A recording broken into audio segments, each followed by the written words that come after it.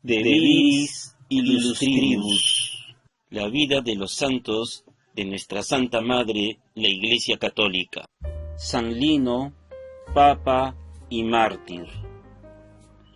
Según testimonio de San Ireneo, los santos apóstoles le encomendaron el episcopado de la Iglesia fundada en la urbe. Pablo, apóstol, lo recuerda como compañero.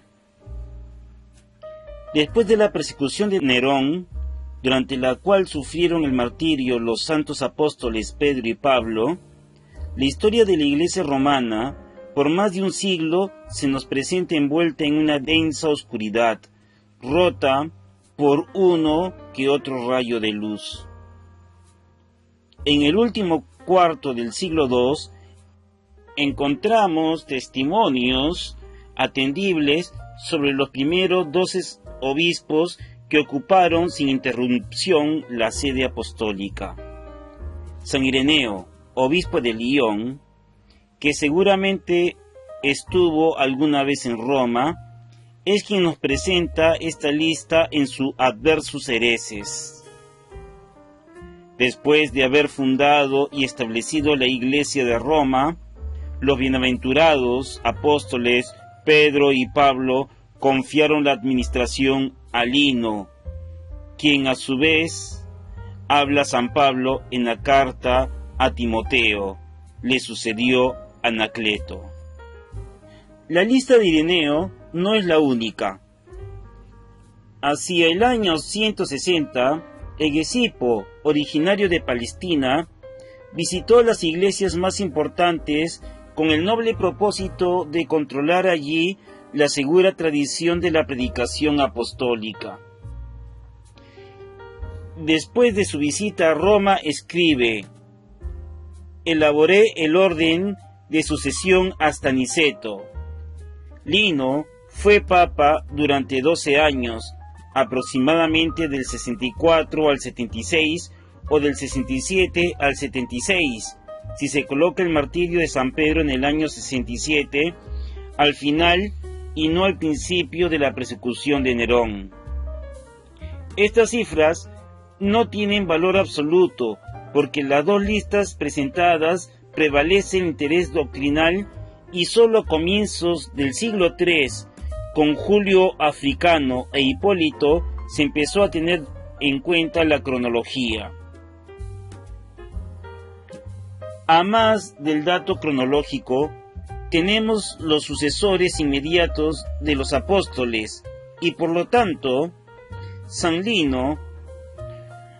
Otra nota interesante que nos presenta San Clemente en la carta de la Iglesia romana a la Iglesia de Corinto.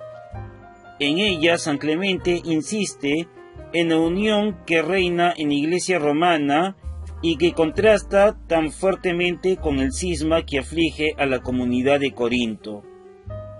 Al recordar los orígenes de la jerarquía eclesiástica subraya: los apóstoles probaron en espíritu sus primicias y los instituyeron como obispos y como diáconos de los futuros creyentes.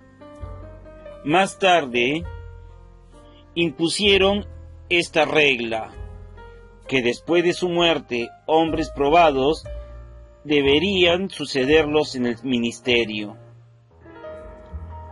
San Lino era toscano, de origen e hijo de Ercolano. Lino había estudiado en Voltaterra y después se había trasladado a Roma, donde encontró a San Pedro y se convirtió al cristianismo. Antes de llegar a ser obispo de Roma, Lino vivió bajo la persecución desencadenada por el emperador Nerón contra los cristianos. Al inicio de su pontificado, el Imperio Romano vivió una fase de turbulencia con la muerte de los 3 inmediatos sucesores de Nerón. 2 fueron asesinados mientras uno se suicidó. En el año 69 llega Vespasiano, que pone orden. Su hijo Tito acaba después con la revuelta judaica y destruye el templo de Jerusalén en el año 70. Son los años en que Lino comienza a dar una organización a la iglesia, ordena obispos y sacerdotes y da algunas reglas. Por ejemplo, según el Liber Pontificalis, a él se le atribuye la obligación para las mujeres de participar en la Eucaristía con la cabeza cubierta. También son los años de las disputas con la escuela de Simón el Mago y con los ebionitas, judeocristianos que practicaban la observancia de la ley mosaica.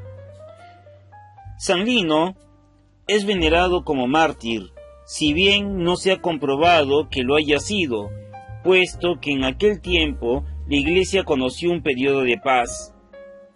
Además, también según el Liber Pontificalis, fue sepultado en la colina del Vaticano junto al apóstol San Pedro. San Lino ruega por nosotros.